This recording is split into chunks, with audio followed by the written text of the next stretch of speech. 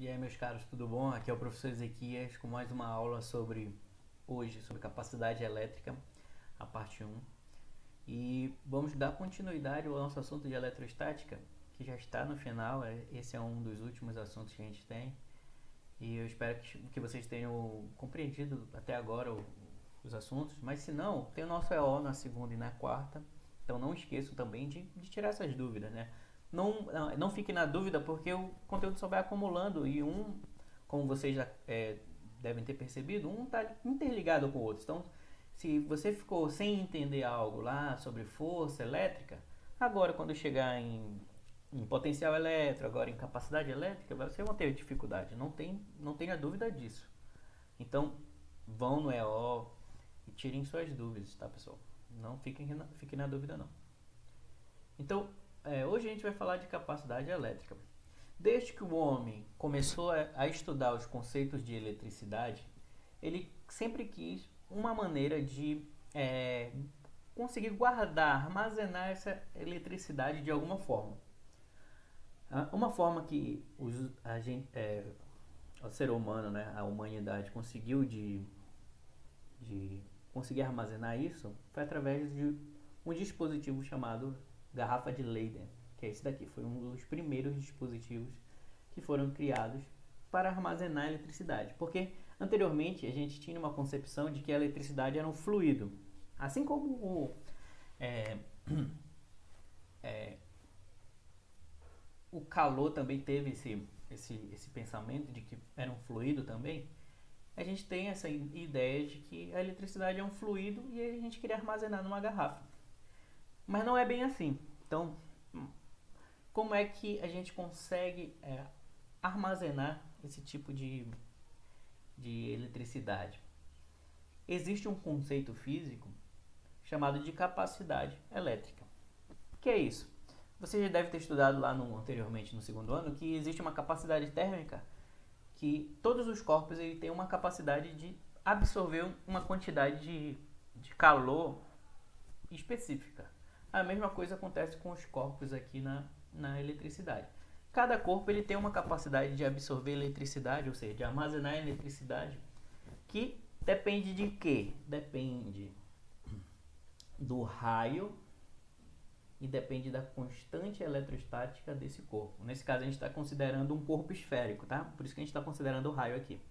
Porque a gente viu anteriormente que o potencial elétrico de um corpo esférico é sempre proporcional à constante eletrostática multiplicado pela carga que ele mantém, dividido pelo raio que ele tem.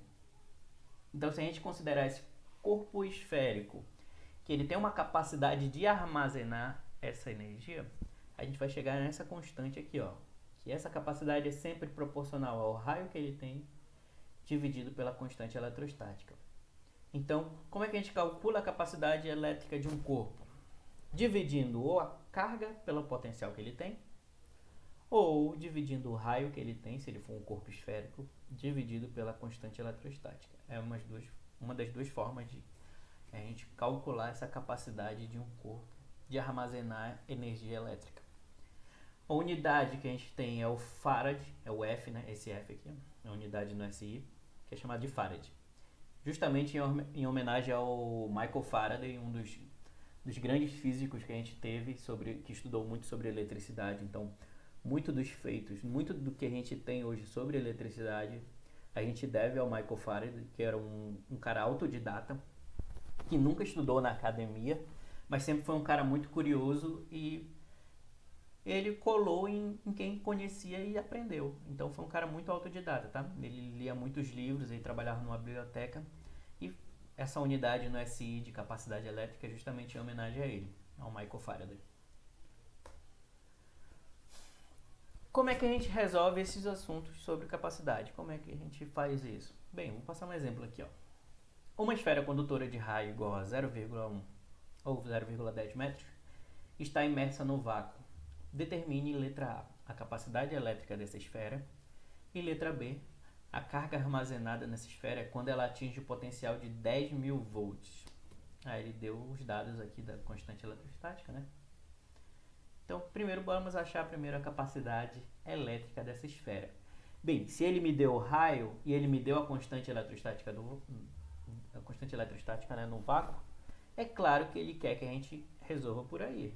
Então, capacidade elétrica é raio dividido pela constante eletrostática. Então, eu pego 0,1 ou 0,10, né, e divido por 9,10 a nona, e fica aproximadamente 1,1 multiplicado por 10 a menos 11 farad. Por que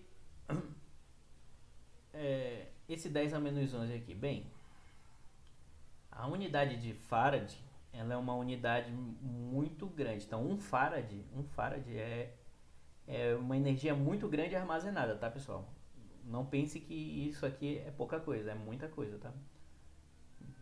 Então, geralmente a gente usa as subunidades, tá? Aqui eu não botei, mas poderia usar aqui micro, podia usar nano, com certeza, nas subunidades. Porque um farad é uma energia, uma capacidade elétrica muito grande armazenada num corpo. Então, sempre vai dar um número muito pequeno, né? Porque pode parecer pouco, mas não é pouco.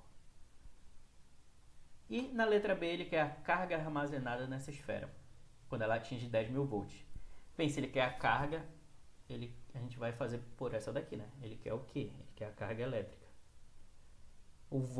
A voltagem, né? O potencial elétrico ele deu é 10.000 e a capacidade a gente acabou de encontrar, que é 1,1 aproximadamente 10 a menos 11. Então ficaria assim. Carga, eu passo esse V multiplicando, né? Então, carga armazenada vai ser igual a capacidade elétrica multiplicado pelo potencial.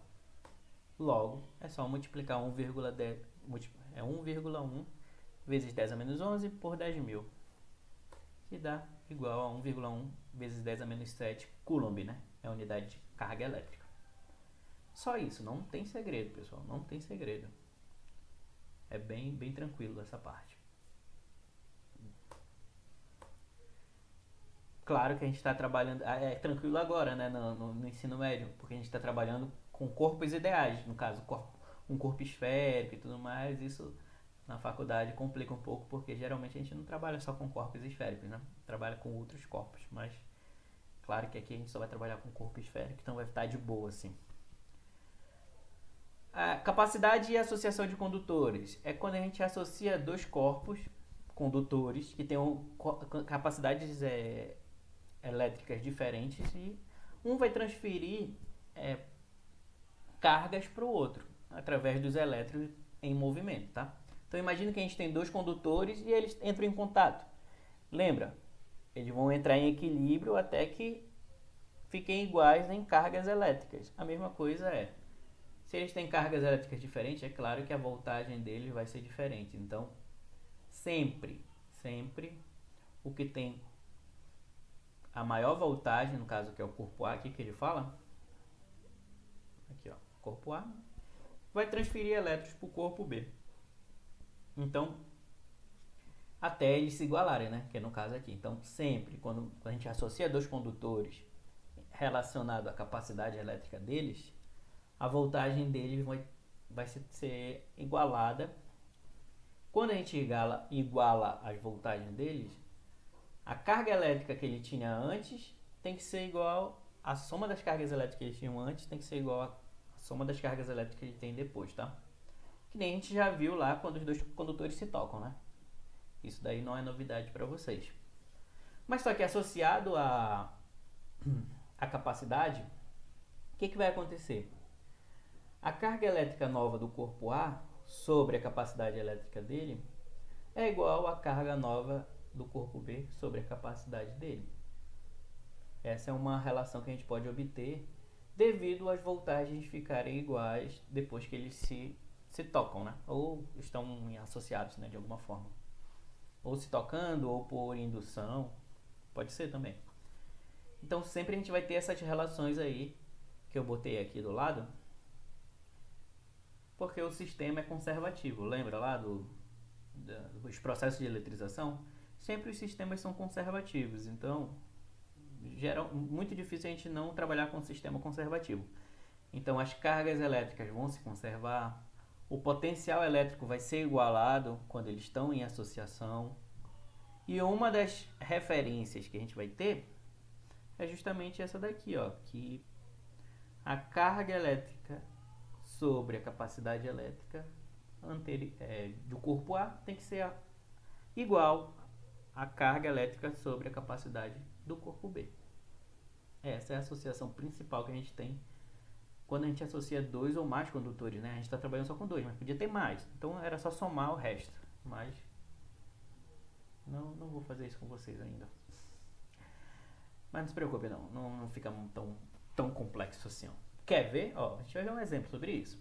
Ó, uma esfera condutora de raio igual a 0,15 metros, ou 15 centímetros, né, no caso, contendo carga elétrica igual a 5 multiplicado por 10 a menos 6 coulombs.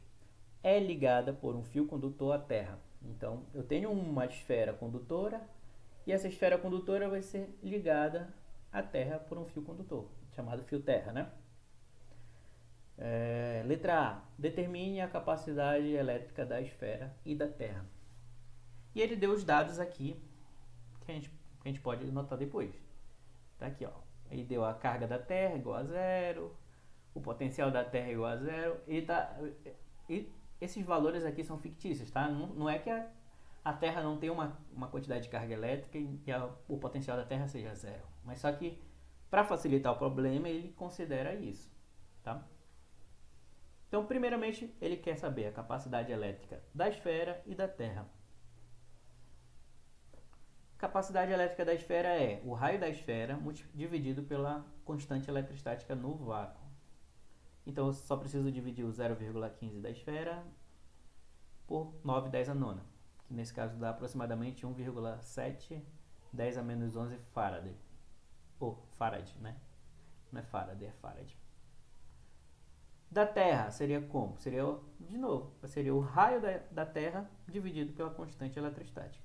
O raio da Terra é muito maior, né? Tá lá atrás essa informação, é 6,410 a sexta, dividido por 9/10 a nona, que é a constante eletrostática do vácuo, que dá aproximadamente 7,1 10 a menos 4 Farad. Então vocês veem que a Terra tem uma capacidade, aqui é Terra, tá pessoal? Deixa eu até corrigir agora, para não ficar no erro aqui. Aqui é Terra. Prontinho.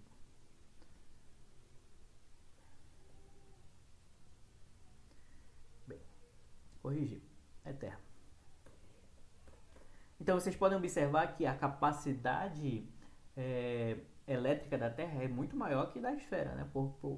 Pelo raio da Terra ser muito maior que o raio da esfera. Então, quanto maior o raio de um corpo, maior é a capacidade dele, no caso, para condutores esféricos, né? Existem outros condutores que não são esféricos. Então, são outras análises, né? Mas para condutores esféricos, você vê que quanto maior o raio, maior é essa capacidade de absorver. Bem, e para a gente encerrar o nosso assunto, não, acho que ainda tem mais um exemplo, né? Tem mais um exemplo. Exemplo 3. Não, é a letra B, né? Desculpa. Acho que eu passei aqui. Bora ver a letra B, então. Faltou a letra B. Na letra B, ele quer saber a quantidade de carga que fica na esfera depois de ligada à Terra, admitindo-se que a carga inicial da Terra seja desprezível. Então, ele considera a carga da Terra 0, como eu falei para vocês, né? É uma situação ideal, né? Não é que a carga da Terra seja 0. Mas a gente quer facilitar o problema, então a gente considera a carga da Terra aproximadamente 0. O potencial da Terra também a gente vai considerar 0.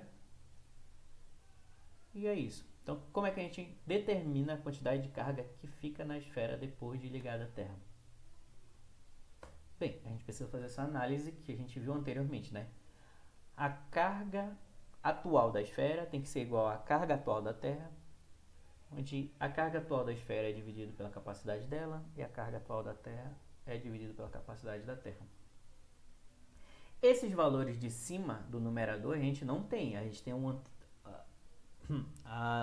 os valores antes da análise. Então esses valores de cima a gente não tem, mas a gente tem a capacidade deles que a gente encontrou na letra A, né? Onde um é 1,7 10 a menos 11 e o outro é 7,1 10 a menos 4. Vou multiplicar cruzado? vai ficar como?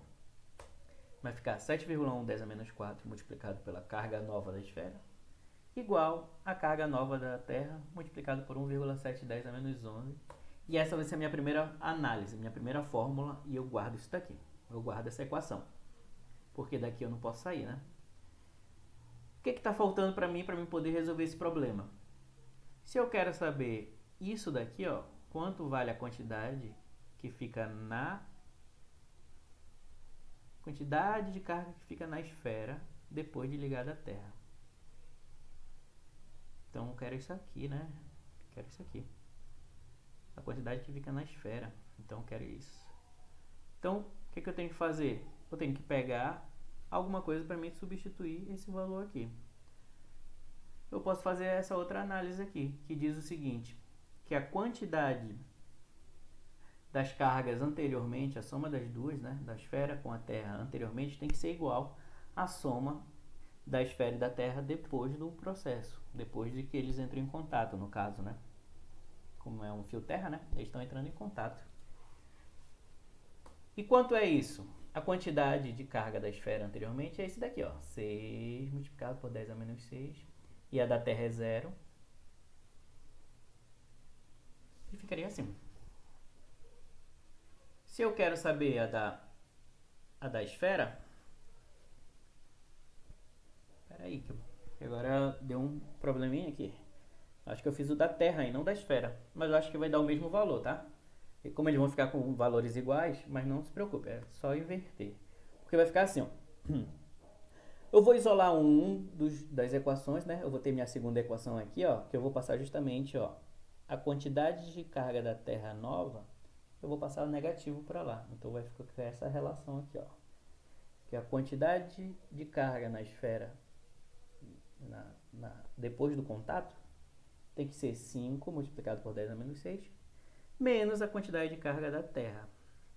E eu vou substituir esses valores aqui na primeira equação. Então, eu vou pegar a primeira equação, vou pegar a segunda equação e vou substituir na primeira equação.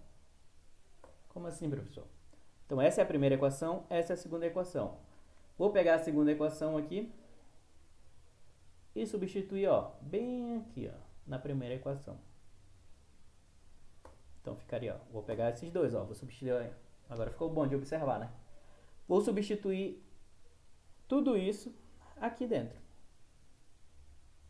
Então vai ficar como? Vai ficar 5 multiplicado por 10 a menos 6 menos a carga da Terra depois do contato, multiplicado por 7,1 10 a menos 4 igual a 10 a carga da Terra multiplicado por 1,7 10 a menos 11. Então, o que a gente fez? Agora a gente está com uma equação aqui que só tem uma variável, que é o que a gente quer encontrar. Na verdade, ele quer a da esfera, mas só que vocês sabem que numa eletrização por contato, eles vão ficar com valores iguais. Então, tanto faz eu achar da Terra e da esfera, porque eles vão estar com valores iguais. Então, vai ficar como? Vou fazer essa multiplicação aqui, ó, desses dois por 7,1 10 a menos 4, vai ficar assim. Quando eu multiplicar 7,1 10 a menos 4 por 5 10 a menos 6, vai dar 3,55 10 a menos 9 menos 7,1 10 a menos 4 multiplicado por isso aqui, por essa variável que a gente não sabe. Então ficaria tudo isso daqui, fazer essa bagunça. Não se preocupem, porque agora eu vou passar esse valor negativo aqui, 7,1 10 a menos 4, para o outro lado da igualdade. Então, organizando tudo, vai ficar 1,7 10 a menos 11 multiplicado por essa variável, mais 7,1 10 a menos 4 multiplicado por essa variável. O que está se repetindo nessa parcela aí? As duas variáveis, né? Então, eu posso colocar em evidência tudo isso. Vou colocar em evidência, ó. É uma soma, né? Então, vai ficar 1,7 10 a menos 11 mais 7,1 10 a menos 4. Pessoal, uma coisa muito importante aqui na física. Um número muito pequeno, quando a gente for somar com um número muito grande, ele acaba, como é uma notação científica, ele acaba não ficando evidente se a gente fizer a nossa notação científica. Como assim? Imagina comigo que eu tenho 1 milhão, que em notação científica seria 10 a 10 elevado a sexta, né? E vou somar por 1. 1 milhão mais 1 é 1 milhão e 1. Mas em notação científica é 10 elevado a sexta. E esse 1 acaba não entrando na notação científica, né? Porque ele fica muito atrás. Então ele não tem como a gente colocar ele, porque ele é um número muito pequeno em relação ao 1 milhão. A mesma coisa é o que está acontecendo aqui, ó. 1,710 a menos 11 é um número muito pequeno em relação a 7,110 a menos 4. Então, se a gente somar os dois e colocar em notação científica, esse 1,7 acaba não aparecendo na notação. Então, o que a gente acaba dizendo? A gente acaba cortando ele, tá? Então, esse 1,7 ele some, porque quando a gente colocar em notação científica, vai continuar sendo 7,110 a menos 4, tá? Então, é isso que está acontecendo aqui. Esse 7,110 a menos 4 está multiplicando a variável, eu vou passar dividindo, tá? Então, vai ficar 3,5510 a menos 9 dividido por 7,110 a menos 4. Essa divisão dá 510 a menos 6, pessoal. E essa seria a carga da Terra. Mas, como eu falei para vocês aqui, ó, vou até colocar aqui, ó. A gente queria da esfera, a gente não queria da Terra. Mas eu acabei de falar para vocês que num processo de eletrização por contato... Peraí que agora travou, né? Mas no processo de eletrização por contato, a carga nova da Terra tem que ser igual à carga nova da esfera. Então, o que eu vou fazer aqui? Vou colocar aqui em evidência, né? Então, eu vou colocar aqui, ó. Aqui é a da esfera. Então aqui a gente faz ao vivo, né? A gente resolve o negócio ao vivo.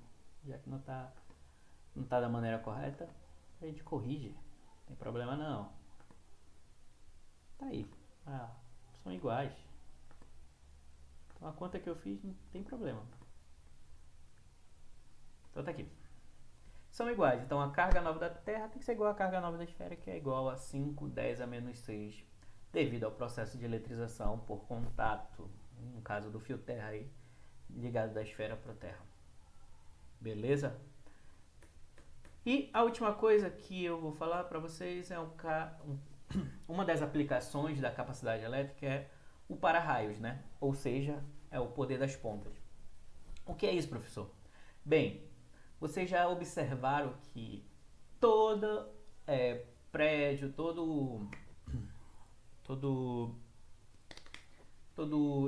toda construção muito alta, ela tem uma grande oportunidade de um raio cair nela, porque existe uma aplicação na física chamada poder das pontas, que é o princípio do para-raio.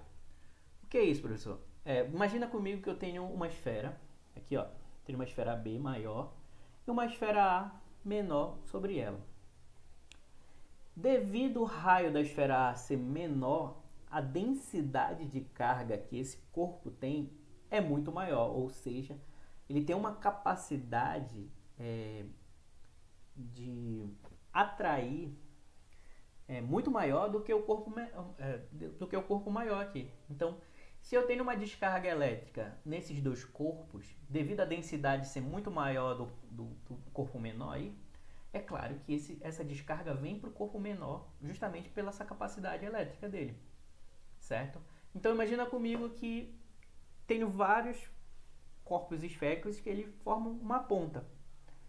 Então é claro que quando eu tiver uma descarga elétrica, esse corpo que tem uma maior densidade de carga, ele vai ser atraído. Essa descarga vai ser atraída para esse corpo que tem maior densidade de carga. Então, por isso que não é aconselhável que quando você está numa tempestade, fique debaixo de uma árvore, porque a árvore tem muitas pontas, então, e é um corpo relativamente maior que o seu. Então, a facilidade de que um raio caia numa árvore é muito maior do que cair em você se estiver em campo aberto. Mas é claro que também numa tempestade não é bom, por exemplo, você ficar numa praia, porque numa praia também não tem outras construções. Então, você vai ser a ponta e acaba que muitas pessoas acabam morrendo nas praias quando estão sozinhas assim, porque um raio cai nela por causa justamente do poder das pontas e a densidade de carga é muito maior nessas pontas, né? Nesses corpos que tem uma ponta. Aí daí vem a construção dos para-raios, que é justamente para evitar que essa aplicação física aconteça nas construções. Então todas as construções, todos os prédios, ele tem uma antena de para-raio para que quando essa descarga elétrica acontecer, eles fazem esse para-raio com uma ponta, né, bem maior do que a construção, e quando rola uma descarga elétrica devido às tempestades, devido à chuva, essa descarga elétrica vem nesse para-raio e ele é descarregado na terra para que não ocorram danos na construção e na área em específico, né? Então, numa cidade que tem várias construções, por exemplo, como o centro de Goiânia, como o centro de São Paulo, existem vários para-raios para evitar que quando cai um raio naquela região, não aconteça alguma coisa grave, não atinja as construções e tenha danos no patrimônio, ou pessoas morram, né, por causa disso. Então, uma das aplicações é isso, o para-raios e o poder das pontas devido à densidade de cargas que os corpos menores têm, tá, pessoal? Então, a gente finaliza por aqui a nossa aula. Eu espero que tenha sido de grande valia a nossa aula, tá, pessoal? Se vocês não estiverem entendendo, a gente tem o nosso EO, então vão lá, me perturbem, eu tô lá e eu dou aula e a gente tira todas as dúvidas. O importante é vocês não terem dúvidas com relação a isso, tá? Eu agradeço e bom estudo para vocês.